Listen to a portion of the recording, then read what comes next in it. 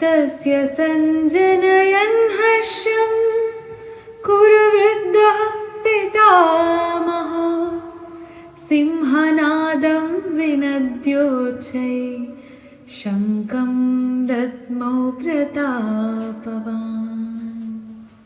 ಕುರುಕುಲದ ಪಿತಾಮಹರು ಮಹಾಪ್ರತಾಪಶಾಲಿಗಳೂ ಆದ ಭೀಷ್ಮರು ಉಚ್ಚ ಸ್ವರದಿಂದ ಶಂಖವನ್ನು ಊದುತ್ತಾ ದುರ್ಯೋಧನನಿಗೆ ಹರ್ಷವನ್ನುಂಟು ಮಾಡುವ ಪ್ರಯತ್ನವನ್ನು ಮಾಡುತ್ತಿದ್ದಾರೆ.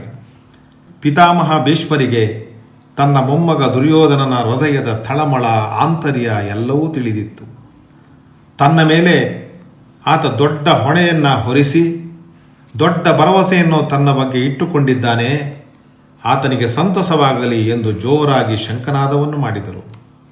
ಪರಮ ಭಾಗವತರಾದ ಭೀಷ್ಮರಿಗೆ ಎದುರು ಪಕ್ಷದ ಚುಕ್ಕಾಣಿ ಹಿಡಿದು ಪಾರ್ಥ ಸಾರಥಿಯಾಗಿ ನಿಂತಿರುವ ಸಾಕ್ಷಾತ್ ಶ್ರೀಕೃಷ್ಣ ಭಗವಂತನು ಪಾಂಡವ ಪಕ್ಷಪಾತಿಯಾಗಿ ಧರ್ಮದ ಪರವಾಗಿ ನಿಂತಿರುವಾಗ ದುರ್ಯೋಧನನಿಗೆ ಜಯ ಎಂದಿಗೂ ಸಾಧ್ಯವಿಲ್ಲ ಎಂದು ತಿಳಿದಿತ್ತು.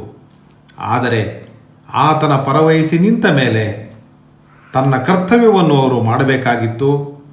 ಅದಕ್ಕಾಗಿ ತನ್ನ ಪ್ರಾಣಾರ್ಪಣೆಗೂ ಅವರು ಹಿಂಜರಿಯದೆ ನಿಂತು ಬಿಟ್ಟಿದ್ದರು.